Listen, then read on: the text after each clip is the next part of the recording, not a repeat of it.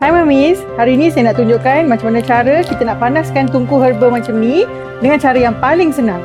Korang kalau ada tungku herba ni, senang untuk korang guna sendiri. Sebab apa? Kalau tak ada orang lain nak tolong kita boleh buat sendiri. Senang sangat. So, saya akan tunjukkan caranya sekejap lagi.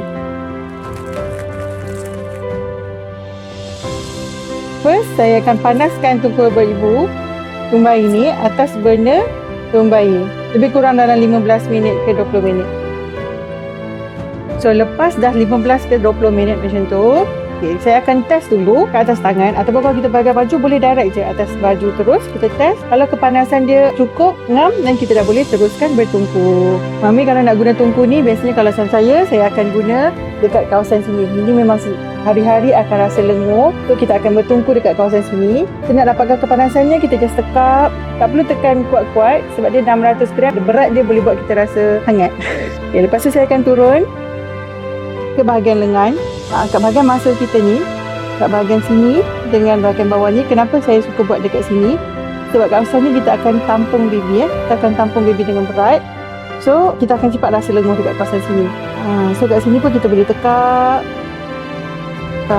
Lama-lama buat bentuk pusingan bulatan. Buat bentuk pusingan bulatan macam ni. Okey, kiri dan kanan. Ini memang akan membantu mengurangkan kita rasa lenguh dan buat kita rasa sedap. Perjalanan darah pun akan lancar.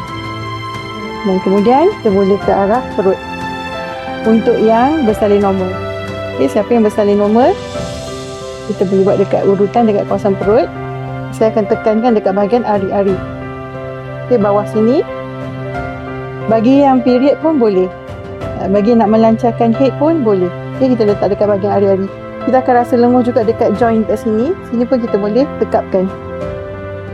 Bagi yang nak keluarkan angin, boleh tekan dekat kawasan perut. Kawasan sini. Okay, kita boleh buat urutan bulatan. Sebab tu kita buat bulat dan tegap macam ni. Supaya korang senang pegang. Okay, senang pegang. Dan buat urutan bulatan. Lepas tu kita teruskan dengan peha. Sama juga buat urutan bulatan dekat mana kawasan yang kita rasa lenguh. Usually dekat kawasan urat-urat dekat sini kan. So kita akan buat urutan bulatan. Bagi yang lepas beranak, okay, lepas kalau kita meneran kuat, kita akan rasa sakit dekat kawasan sini. Okay, bahagian pinggul sini kita akan rasa lenguh. Kat sini pun kita boleh buat kawasan urutan bulatan. Okay, macam ni. Teruskan. Okay, boleh nampak ya, saya boleh buat sendiri. Kemudian di bahagian lutut. Bahagian lutut, buat urutan bulatan. Ikut bahagian keting. Okay, pusing. Dan ingat, bila dia dah tak panas, kita boleh sambung lagi untuk panaskan dia. Itu yang best ni kalau kita gunakan burner ni. Sebab kita boleh buat di mana-mana sahaja. Atas katil, depan TV. Bila-bila sahaja kita tengah berehat, kita boleh gunakan. Sebab dia boleh letak atas mana-mana permukaan. Kalau tengok, tak ada masalah ya. Tak ada masalah.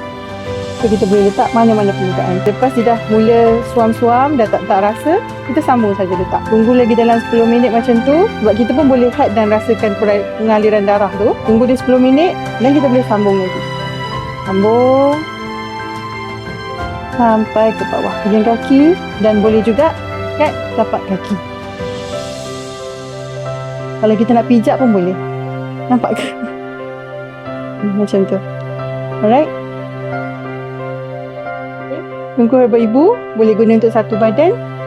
Dia punya kepanasan agak mild, tapi boleh membantu kita untuk mengeluarkan angin, melegakan kita punya lenguh-lenguh, dan sangat sedap bila kita pakai. Siapa yang belum dapatkan lagi, boleh dapatkan. Boleh tengok kita punya link dekat description kat bawah. Okay.